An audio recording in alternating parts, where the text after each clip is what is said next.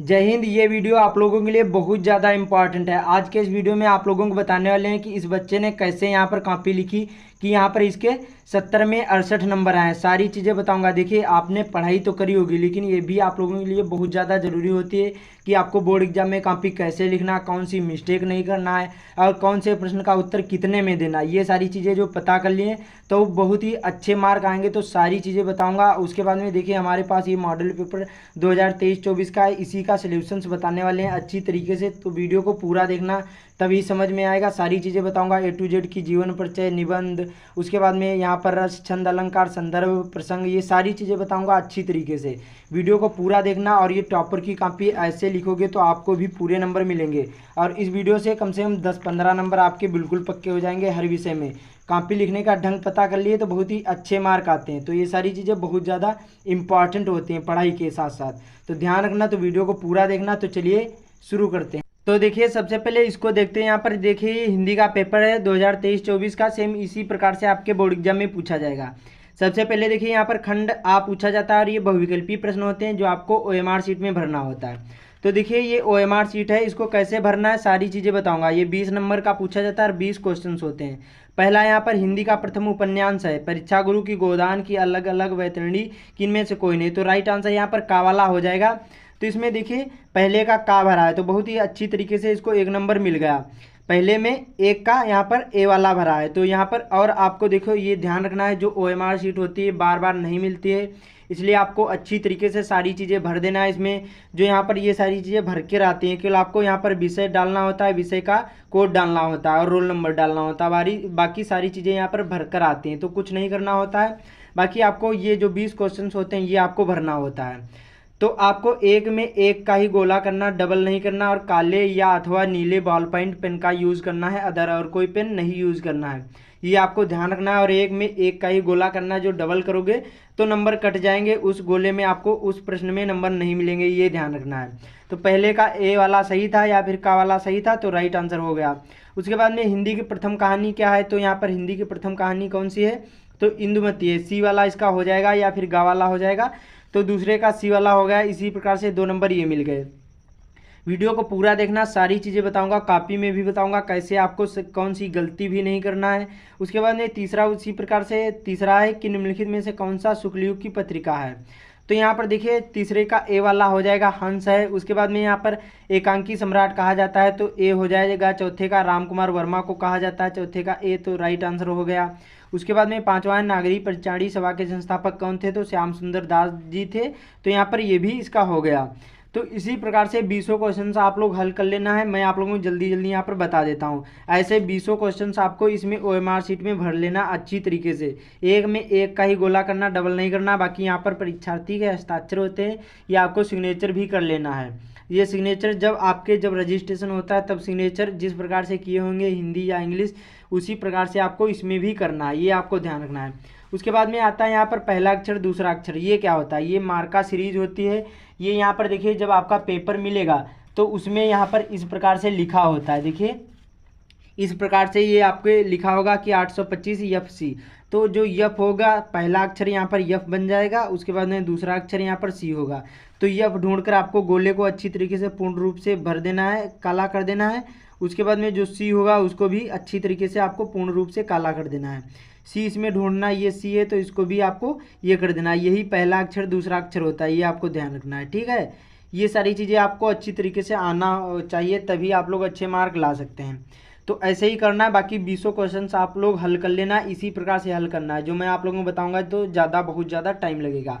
तो अब चलते हैं यहाँ पर कॉपी में इसको कैसे करना है, वो बहुत ज़्यादा इंपॉर्टेंट हो जाता है। तो वीडियो को पूरा देखना है। यहाँ पर देखिए, पूछा जाएगा, खंड बा होगा और ये क्या होंगे, वर्णनात्मक प्रश्न होंगे। यहाँ पर लिखा होगा निम्नलिखित गद्यांश पर आधारित यहाँ पर दिए गए प्रश्नों के उत्तर दीजिए, का वाला होगा। और यहाँ पर अथवा करके 2 आएंगे, इनमें से आपको एक करना है।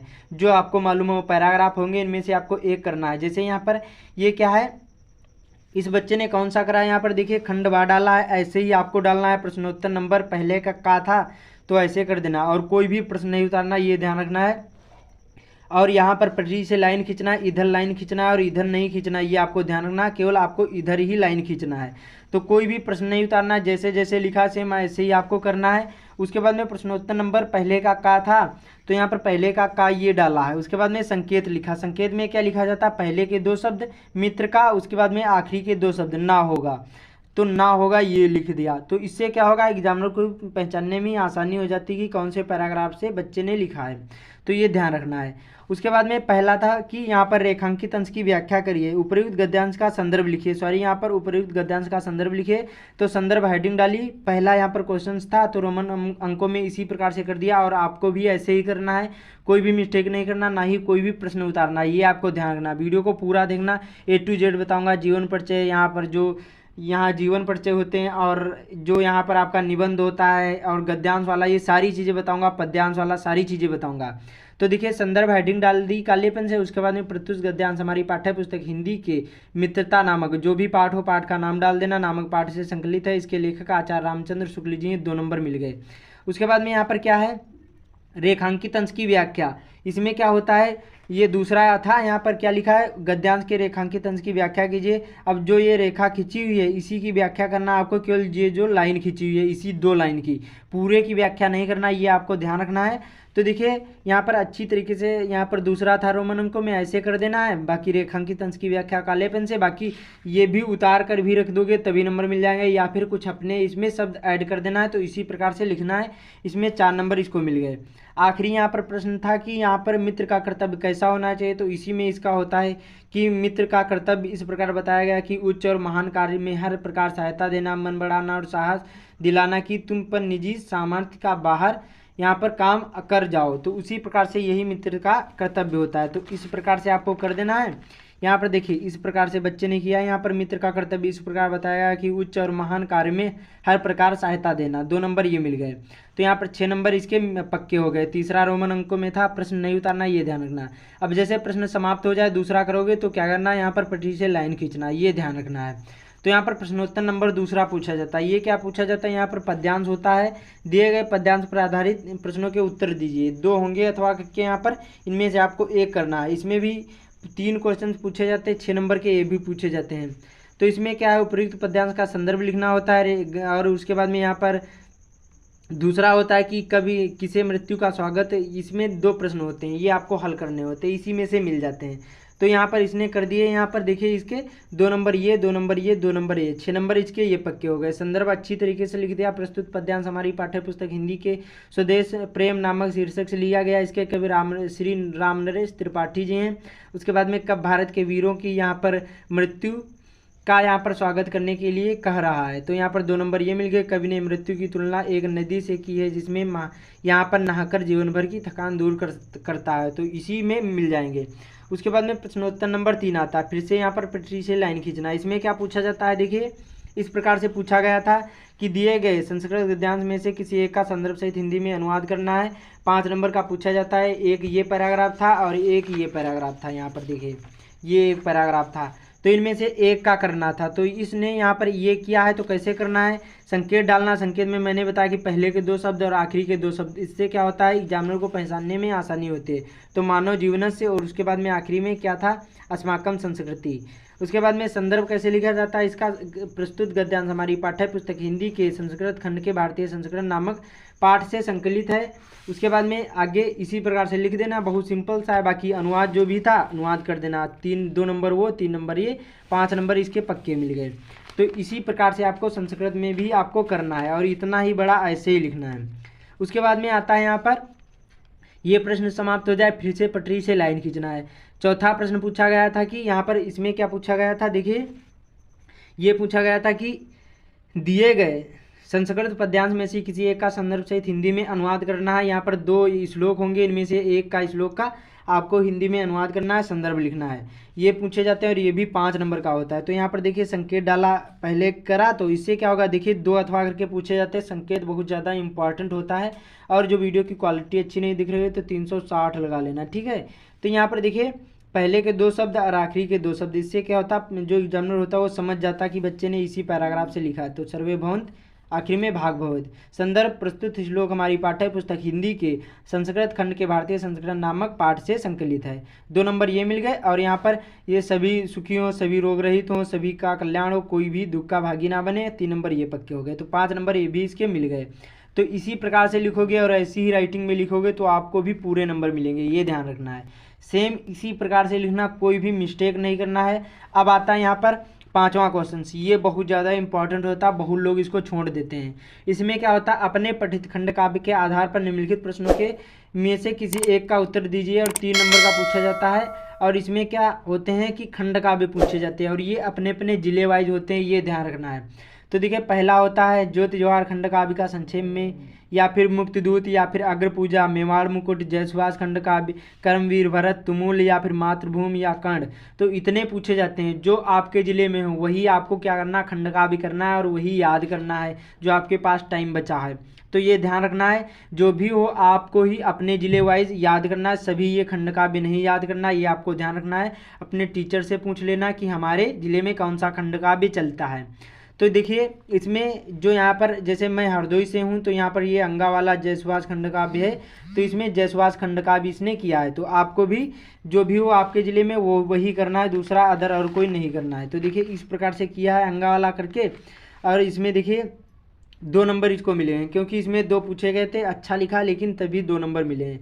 तो इसी प्रकार से हेडिंग में कर देना है। आपको भी इसी प्रकार से लिखना है, एक पेज में आपको खंड काव्य लिखना है, आपको 3 नंबर मिल जाएंगे। तो ध्यान रखना है, इसी प्रकार से लिखना, कोई भी मिस्टेक नहीं करना है। प्रश्नोत्तर नंबर 5वें का अंगा डालकर, जो भी हो अंगा या का जो भी आपका हो वो डालकर आप लोग लिख देना, जो भी आपका हो। तो ये समझ में आया। उसके बाद में आता है बहुत ज़्यादा इम्पॉर्टेंट, यहाँ पर छठे का वाला पूछा जाएगा कि दिए गए लेखकों में से किसी एक का जीवन परिचय लिखते हुए उनकी प्रमुख एक रचना का उल्लेख कीजिए। यहाँ पर देखिए 3 होंगे जीवन परिचय। यहाँ पर देखिए आचार्य रामचंद्र शुक्ल, जयशंकर प्रसाद और डॉक्टर राजेंद्र प्रसाद, ये 3 नंबर का जीवन परिचय पूछा जाता है और 2 नंबर की रचना 5 नंबर की पूछी जाती है। तो इनमें से इन जीवन परिचय में से आपको एक का जीवन परिचय लिखना होता है। तो देखिए यहाँ पर जैसे ये इस बच्चे ने यहाँ पर दूसरे का यहाँ पर लिखा है, दूसरा लिखा है, छठे का और यहाँ पर दूसरा जयशंकर प्रसाद का। देखिए इसी प्रकार से आपको भी लिखना, प्रश्नोत्तर नंबर 6 का डालकर। और यहाँ पर देखिए दूसरा करोगे तो दूसरा, पहला करोगे तो पहला, या जो भी करोगे ऐसे आपको रोमन अंकों में डाल देना काले पेन से। उसके बाद में जीवन परिचय हेडिंग डाल देना अच्छी तरीके से।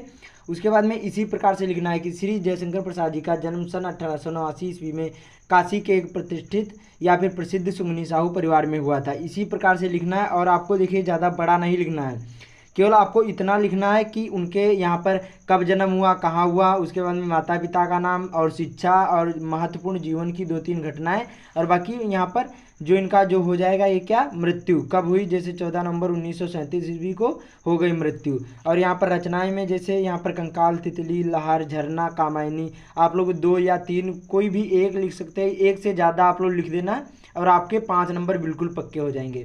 तो इसी प्रकार से लिखना, कहीं पर भी कोई भी मिस्टेक नहीं करना, ये आपको ध्यान रखना है। जैसे मैंने बताया इसमें इसी प्रकार से आपको लिखना है, इतना ही बड़ा लिखना।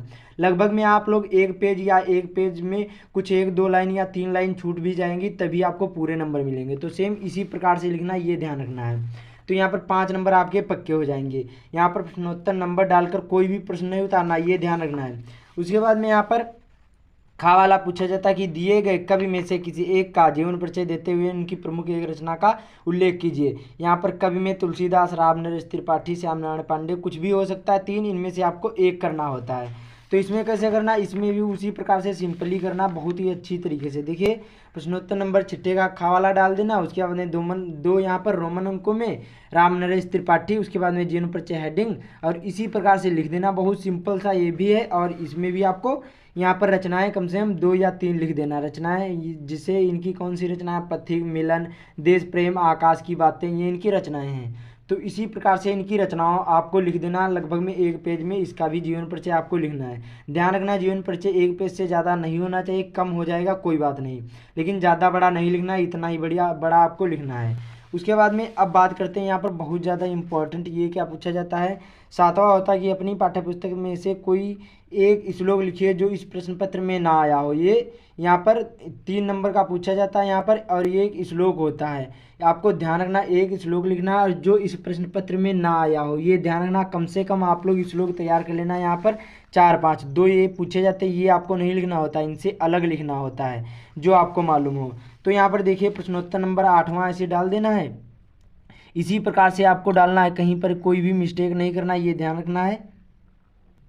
सॉरी, यहाँ पर देखिए प्रश्न नंबर 8वां नहीं, ये वाला देखिए प्रश्नोत्तर नंबर यहाँ पर 7वां डालना है। उसके बाद में श्लोक हेडिंग कर देना है, जो भी आपको मालूम हो यहाँ पर ये आपको अच्छी तरीके से लिख देना है। जैसे यहाँ पर मरणम मंगलम यत्र विभूति च विभूषणम कौपिनम यत्र कौशयम चाकाशी केरमीयते, और अच्छी तरीके से लिखना। पाई मात्राओं का विशेष ध्यान देना है, जहाँ पर जैसे बनी हूँ वैसे आपको लिखोगे तभी ये यहाँ पर नंबर मिलेंगे। तो ये ध्यान रखना है, अच्छी तरीके से आपको लिखना, कहीं पर भी कोई भी मिस्टेक नहीं करना है, ये आपको ध्यान रखना है। तो इसी प्रकार से लिख दोगे और यहाँ पर देखिए इसको 3 नंबर मिल गए और आपको भी मिल जाएंगे।